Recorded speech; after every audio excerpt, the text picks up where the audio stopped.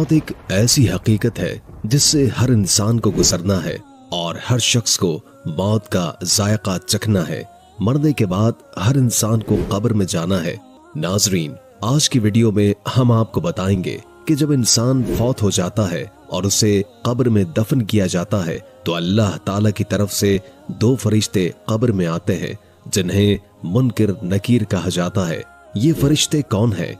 ये इंसान से कब्र में दाखिल होने के बाद कौन से सवालात करते हैं? इसके अलावा हम आपको कब्र के अजाब और सख्तियों के बारे में भी बताएंगे। वीडियो शुरू करने से पहले आपसे गुजारिश है कि वीडियो को आखिर तक जरूर देखें और अगर आप हमारे चैनल पर नए हैं तो सब्सक्राइब जरूर कीजिए। नाजरीन, जब मैयत को कब्र में दफन किया जाता है और लोग वापस लौटते हैं तो मैयत उनके कदमों की आहट सुनती है। फिर उसकी रूह वापस लौटाई जाती है और उसे बरज़खी जिंदगी दे दी जाती है। इसके बाद मुनकिर नकीर नामी 2 फरिश्ते आते हैं, उसे बिठाते हैं और सवाल करते हैं, तुम्हारा रब कौन है? तुम्हारा दीन क्या है? तुम्हारा नबी कौन है? अगर मरने वाला मुसलमान हो तो वो इन सवालात का आसानी से जवाब दे देता है और अगर खुदा न ख्वास्ता काफिर हो तो वो इन सवालात का जवाब नहीं दे पाता। जब किसी इंसान का इंतकाल होता है और उसे कब्र में दफन किया जाता है तो उसके बाद जो वाकयात पेश आते हैं उनमें सबसे अहम मरहला मुनकिर नकीर के सवालात का होता है। अगर मरने वाला ईमानदार हो तो जवाब देता है, मेरा रब अल्लाह है, मेरा दीन इस्लाम है और मोहम्मद सल्लल्लाहु अलैहि वसल्लम अल्लाह के रसूल हैं। ये जवाब सुनकर फरिश्ते कहते हैं, हमें मालूम था कि तुम यही जवाब दोगे। फिर उसकी कब्र को कुशादा कर दिया जाता है, रोशनी से भर दिया जाता है और उसे कहा जाता है कि आराम से सो जाओ। लेकिन अगर मरने वाला मुनाफिक या काफिर हो तो वो जवाब में कहता है, मुझे कुछ मालूम नहीं। उस पर फरिश्ते गजबनाक हो जाते हैं और जमीन को हुक्म दिया जाता है कि उसे इतना तंग कर दे कि उसकी पसलियां एक दूसरे में घुस जाएं। ये अजाब कयामत तक उस पर जारी रहता है। हजरत बरा बिन आज़िब रज़ी अल्लाह ताला अन्हो रिवायत करते हैं कि एक मर्तबा रसूल अकरम सल्लल्लाहु अलैहि वसल्लम एक अंसारी के जनाजे के साथ कब्र पर पहुंचे। आप सल्लल्लाहु अलैहि वसल्लम कब्र के किनारे पर बैठ गए और सहाबा कराम भी आपके इर्द गिर्द खामोशी से बैठ गए। आप सल्लल्लाहु अलैहि वसल्लम के हाथ में एक लकड़ी थी जिससे आप जमीन कुरेद रहे थे। फिर आप सल्लल्लाहु अलैहि वसल्लम ने सहाबा को कब्र के सवालात और मुनकिर नकीर के बारे में तफसील से आगाह फरमाया और नसीहत की कि कब्र की तैयारी करें क्योंकि ये आखिरत की पहली मंजिल है। नबी अकरम सल्लल्लाहु अलैहि वसल्लम ने सहाबा कराम को नसीहत फरमाई कि वो अज़ाब कब्र से पनाह मांगे क्योंकि ये एक सख्त हकीकत है। हदीस में मजीद फरमाया गया कि काफिर के लिए उसकी कब्र को एक तंग गढ़ा बना दिया जाता है और वो कयामत तक इसी अजाब में मुब्तला रहता है। ये वाकया हमें अपनी जिंदगी की तैयारी करने और अल्लाह के हुजूर आमाले सालिहा के साथ हाजिर होने की अहमियत याद दिलाता है क्योंकि कब्र आखिरत की पहली मंजिल है। नबी करीम सल्लल्लाहु अलैहि वसल्लम ने फरमाया, जब इंसान को कब्र में दफन किया जाता है तो एक ऐसा फरिश्ता मुकर्रर किया जाता है जो अंधा और बहरा होता है और किसी की फरियाद नहीं सुनता। उसके हाथ में लोहे का एक ऐसा गजर होता है कि अगर पहाड़ पर मारा जाए तो वो रेजा रेजा हो जाए। ये फरिश्ता मुर्दे पर वार करता है और उसकी ज़र्ब की आवाज मशरिक से मगरिब तक हर चीज सुनती है सिवाय इंसानों और जिन्नात के। इसके बाद मुर्दा मट्टी में तब्दील हो जाता है और फिर इसमें दोबारा रूह डाल दी जाती है। हजरत बरा बिन आज़िब रज़ी अल्लाह ताला अन्हो से रिवायत है कि मोमिन से जब फरिश्ते सवाल करते हैं तो वो कहता है, मुझे असर की नमाज पढ़ने दो, सूरज गुरूब होने वाला है। फरिश्ते कहते हैं, हम जानते हैं कि तू दुनिया में नमाज पढ़ने वाला था, लेकिन पहले हमारे सवालों का जवाब दे। फिर मोमिन कहता है, वो मोहम्मद सल्लल्लाहु अलैहि वसल्लम है और मैं गवाही देता हूँ कि वो अल्लाह के रसूल हैं और हक के साथ आए थे। जब मोमिन की रूह कब्ज की जाती है तो उसे पाकीज़ा और खुशबूदार बना दिया जाता है। उसकी रूह परिंदे की शक्ल में जन्नत के दरख्तों के दरमियान परवाज करती रहती है। ये मोमिन की कामयाबी और अल्लाह की जानिब से एक इनाम है। अल्लाह ताला का ये इरशाद है कि अहले ईमान को दुनिया और आखिरत में साबित कदमी अता की जाती है। मोमिन के लिए कब्र एक पुरसुकून जगह बना दी जाती है। उसकी रूह को जिस्म में वापस लौटाकर उसे आराम दिया जाता है।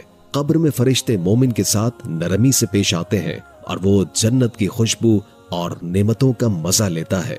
हजरत हकीम तिरमिजी रहमुल्लाह ताला अलैह फरमाते हैं कि उन फरिश्तों को मुनकर नकीर इसलिए कहा जाता है क्योंकि इनकी शक्ल और सूरत किसी भी इंसान, फरिश्ते या मखलूक से मुख्तलिफ है, लेकिन मोमिन के लिए अल्लाह ताला उन्हें देखने की ताकत और साबित कदमी अता फरमाते हैं।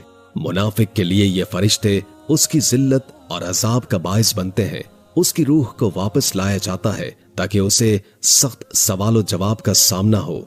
उलमाए अहले सुन्नत के मुताबिक दफनाने के बाद मैयत की रूह को जिस्म में वापस लौटा दिया जाता है ताकि वो मुनकर नकीर के सवालात का जवाब दे सके।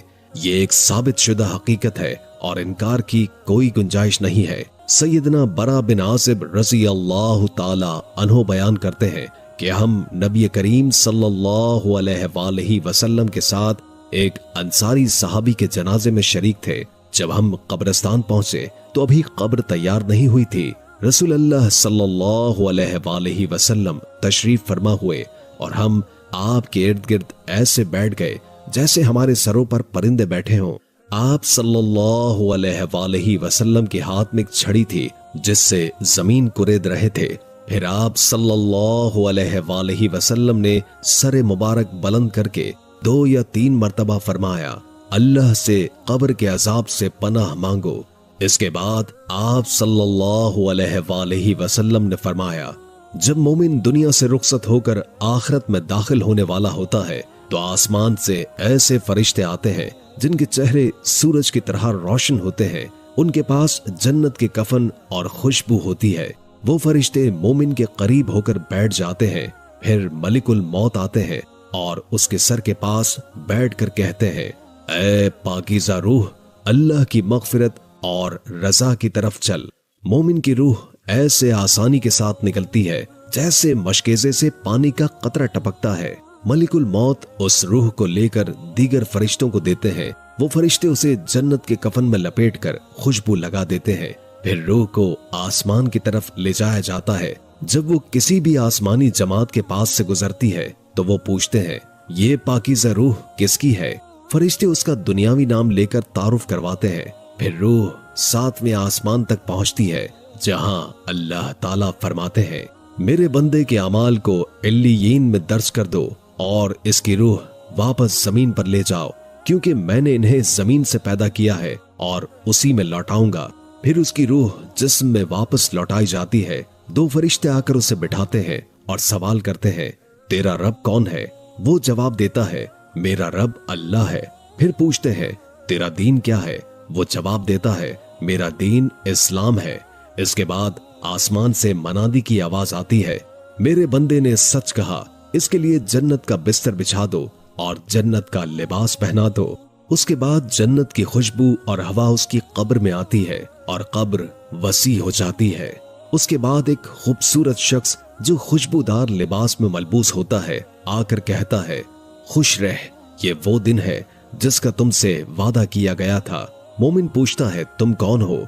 वो जवाब देता है, मैं तुम्हारे नेक अमाल हूँ। मोमिन दुआ करता है, ऐ परवरदिगार, कयामत कायम कर ताकि मैं अपने अहलो अय्याल से जा मिलूं। और जब काफिर दुनिया से जुदा हो रहा होता है तो स्याह चेहरे वाले फरिश्ते आते हैं जिनके पास खुरदरी चादर होती है। वो उसके करीब बैठते हैं और मलिकुल मौत उसकी रूह को खींच कर निकालते हैं और कहते हैं, ऐ खबीस रूह, अल्लाह की नाराजगी की तरफ जा। रसूल अल्लाह सल्लल्लाहु अलैहि वसल्लम ने फरमाया, जब काफिर की रूह उसके जिस्म में लौटाई जाती है तो वो इस तरह खींची जाती है जैसे गीली ऊन में लोहे की सीख घुसी हो। फरिश्ते उसकी रूह को हासिल करते हैं और जो ही वो उसे पकड़ते हैं फौरन उसे गंदे कपड़ों में लपेट लेते हैं। उस रूह से दुनिया में पाई जाने वाली बदतरीन बदबू की मानंद बदबू आती है। फरिश्ते उसे लेकर आसमान की तरफ जाते हैं। जब वो किसी आसमानी जमात के करीब से गुजरते हैं तो वो पूछते हैं, ये नापाक रूह किसकी है? फरिश्ते उसका नाम बताते हैं। जो दुनिया में इसके बदतरीन अमाल की वजह से मशहूर होता है। उसे पहले आसमान पर ले जाने की कोशिश की जाती है, लेकिन दरवाजा खुलने से इनकार कर दिया जाता है। इस मौके पर रसूलुल्लाह सल्लल्लाहु अलैहि वसल्लम ने कुरान की ये आयत तिलावत फरमाई। उनके लिए आसमान के दरवाजे नहीं खोले जाएंगे और वो जन्नत में दाखिल न होंगे जब तक कि ऊंट सुई के नाके से न गुजर जाए। अल्लाह ताला हुक्म फरमाते हैं कि इसके अमाल को सिज्जीयीन सबसे निचली जगह में दर्ज कर दिया जाए, फिर उसकी रूह को नीचे फेंक दिया जाता है। इसकी तस्दीक में रसूलुल्लाह सल्लल्लाहु अलैहि वसल्लम ने कुरान की ये आयत तिलावत फरमाई, और जिसने अल्लाह के साथ शिर्क किया गोया वो आसमान से गिर पड़ा, परिंदे उसे उचक ले गए या हवा उसे दूर कहीं फेंक देती है।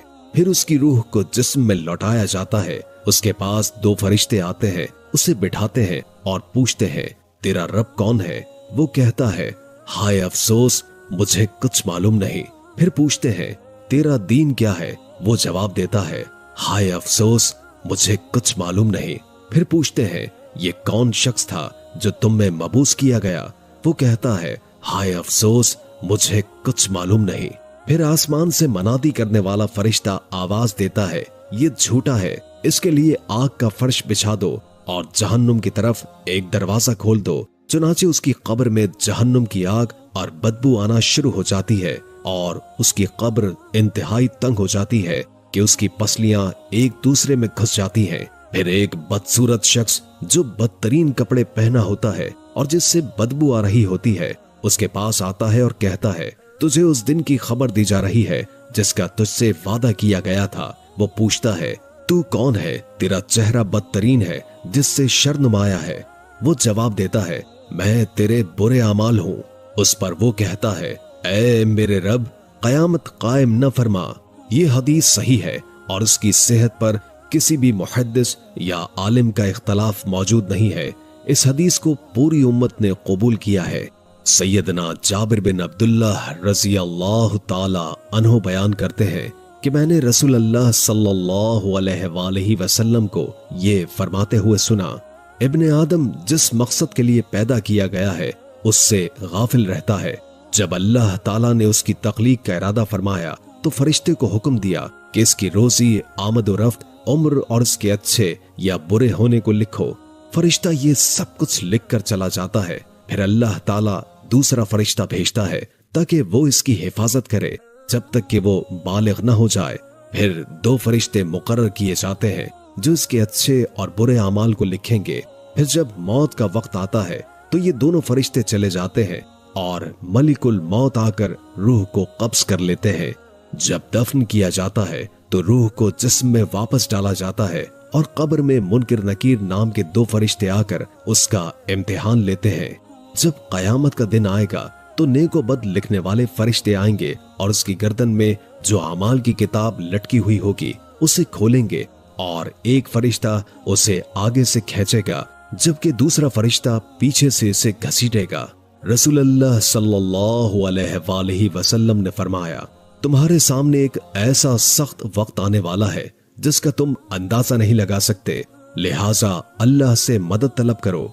इन अहदीस से ये वाज़ेह होता है कि रूह के बगैर जिस्म से सवालात करना मुमकिन नहीं। कुछ लोग ये समझते हैं कि सवालात सिर्फ रूह से किए जाएंगे, मगर ये राय गलत है और सही हदीस की रोशनी में ये बात बातिल साबित होती है। याद रखें कि कब्र का अजाब जो शख्स भी इसका मुस्तहिक होगा वो ये अजाब चखेगा, चाहे वो कब्र में दफन हो, आग में जलाया जाए या दरिया में डाला जाए या किसी दरिंदे के जरिए खाया जाए। अल्लाह ताला हर चीज पर कादिर है और उससे कुछ भी बाहर नहीं। इसलिए हमें कब्र के अजाब से बचने की कोशिश करनी चाहिए। अल्लाह ताला हमें अजाब कब्र से बचाए। आमीन।